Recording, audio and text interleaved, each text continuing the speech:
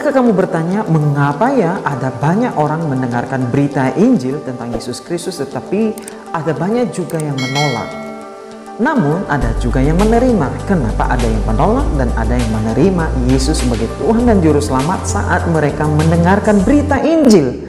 Padahal itu adalah kabar baik, bukan? Hal yang sangat-sangat baik, yang sangat menentukan kehidupan kita hari ini dan masa akan datang, bahkan di akhirat sampai kepada kekekalan. Nah, rahasianya teman-teman, ternyata percaya kepada Yesus itu bukan karena kemampuan kita untuk percaya, tetapi karena memang untuk menjadi murid Yesus, percaya kepada Yesus itu ada dalam kedaulatan Yesus sendiri atau dalam kedaulatan Tuhan sendiri.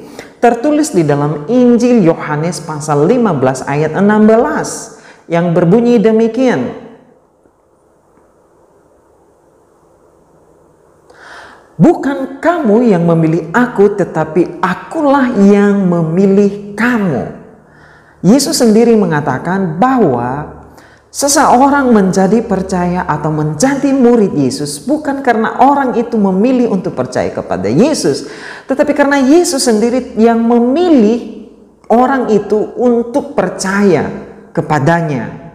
Dan Yesus sendiri yang menentukan orang itu untuk dapat menjadi miliknya. Sehingga ketika orang itu mendengarkan berita Injil, kabar baik itu, orang yang dipilih itu diberi kemampuan untuk merespon, memiliki iman dan percaya kepada Yesus.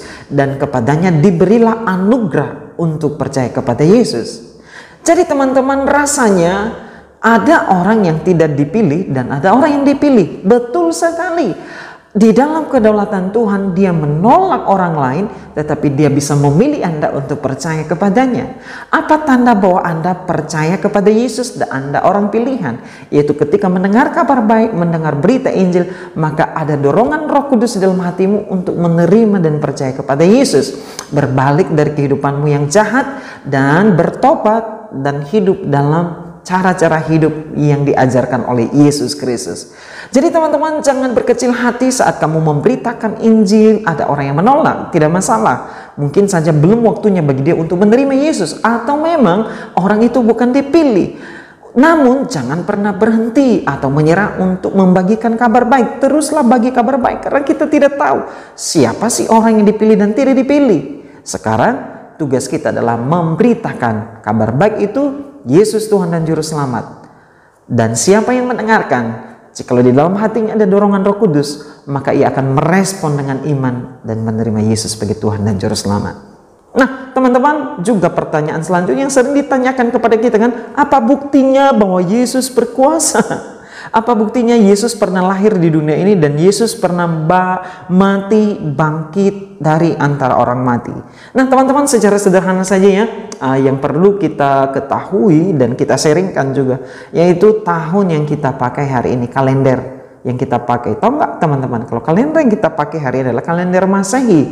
Kalau ditanya tahun ini tahun apa sih, tahun berapa? Tahun 2021 Masehi. Masehi itu apa artinya sih? Masih itu kan artinya adalah Isa Al-Masih atau Mesias. Itu menandakan atau menunjukkan kepada pribadi Yesus loh. Jadi artinya apa?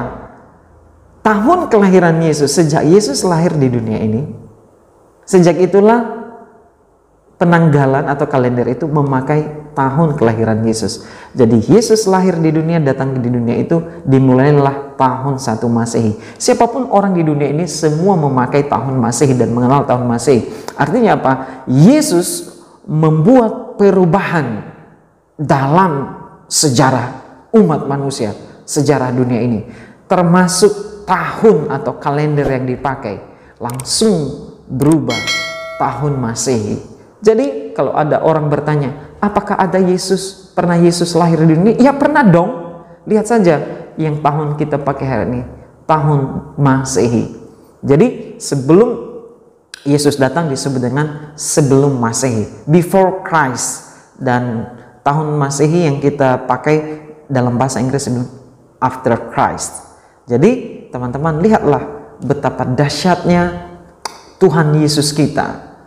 Dia saja tidak hanya menyatakan kuasa kepada penebusan umat manusia, tetapi sejarah pun dipengaruhi olehnya. Jadi siapapun hari ini, contoh ya saudara-saudara yang di luar Kristen, mengenal kok daripada tahun Masehi. Orang ateis pun menanggali tanggal-tanggal hari ini, tahun-tahun yang dilewati itu dengan tanggal Masehi. Jadi secara tidak langsung sebenarnya ada pengakuan bahwa Yesus itu pernah hadir di dunia ini, lahir di dunia ini, mati dan bangkit, dan karyanya itu mengubah dunia ini. Jadi jangan malu percaya kepada Yesus, jangan ragu memberitakan Yesus, sebab Yesus itu sudah mempengaruhi dunia ini. Mau tidak mau, siapapun Anda yang tidak mengenal Yesus, yang tidak menerima Yesus, saat ini pun saudara telah hidup di bawah satu pengaruh, yaitu pengaruh waktu yang diubahkan sejak kelahiran Yesus Kristus. Tuhan Yesus memberkati.